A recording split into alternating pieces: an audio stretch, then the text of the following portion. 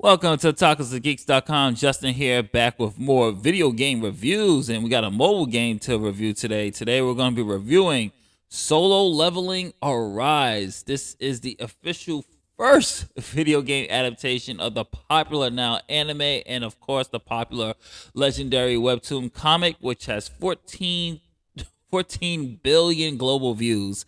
And this is the first game, and here's the brief synopsis. I'm not going to go too deep into the story because, one, anime is still ongoing, so I don't want to spoil it. So all the footage you're going to see here is from the early stages, or aka the first two episodes of the game. First two episodes of the anime, I should say. Adventure through the gripping story of the original work and discover all new stories developed for the game. Enjoy mixing and matching gear and attacks. Watch your combat style change based on weapons and equipped skills. Dodge with extreme evasion, then inflict critical damage with perfectly timed QTE skills. Play as the best hunters from the original story. Meet fan favorite hunters from the original webtoon, including the Ultimate Hunter, the Hunter with a Beast Transformation, and Chehei. And that is pretty much, let's talk a little bit about that gameplay, shall we?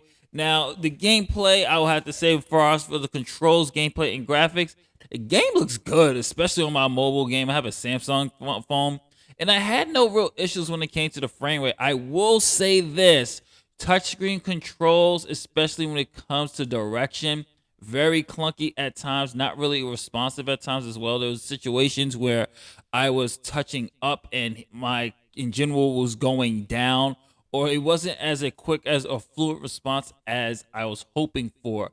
If you play a lot of the mobile games, you're going to get this basic control scheme here.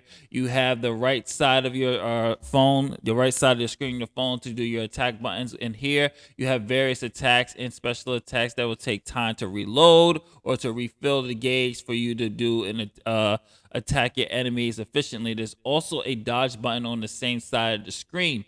Gameplay wise, it works and feels very good. It's very fluent. You have the QTE button, which will help you with major attacks and helps clear out the scene. It's basically you going from location to level to facing waves of enemies. I would say compared to other mobile games that are like this, that's free to play, where the levels feel like it takes 2 minutes to defeat and that's it, and then you go to the next one. This one was pretty lengthy at times. I would say some levels took a good 7 to 10 minutes depending on what level it was, or depending on the boss battle. There are some challenges in here which I thought was really refreshing. Plenty of cutscenes in this, and especially, well, I'll get into that when it comes to the actual sound of the game. But I will have to say boss battles were fun. Sometimes it will take, like I said, 5 to 10 minutes per level, depending on if you're just grinding or if you're just walking around trying to explore and see things. But it does a really good job. Frame rate had no issues. Graphics are pretty stellar, especially on this mobile game. I know we're at that point now where we can stop saying, "Oh my gosh, this is a mobile game," but I'm still shocked that it's a mobile game. This looks like something that could be easily on the Switch in dock mode and would have ran very well. And who knows, maybe we'll get something down the line with that when it comes to this adaptation. But overall, I have to say gameplay, graphics is solid, keeps to the same feel as the manga. I mean, as the webtoon, and I thought it really did a really good job. It's pretty easy to play, and of course, there are microtransactions that you have to pay down the line. But let's talk a little bit about the sound. Take Judy and leave this place.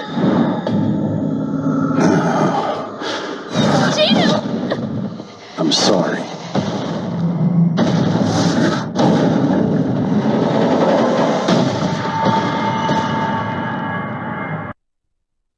Sounds not bad. Sound actually includes the English voice dub cast, and I thought they did a pretty stellar job, which really gives you and keeps to the feel of the anime. So it kind of feels like a real anime adaptation of the game. There's key moments in here where I thought the performances were good. Final thoughts for a free-to-play game. You can't go wrong. Give it a shot. I would say check it out. It's pretty decent. I enjoyed what I played with it. There are some microtransactions, but it's kind of optional. You don't really have to. You can just keep grinding to level up and things. It goes well. It fits well with the story. It fits well with the tone. For the first adaptation of this franchise, I'm going to give it a thumbs up. Check it out.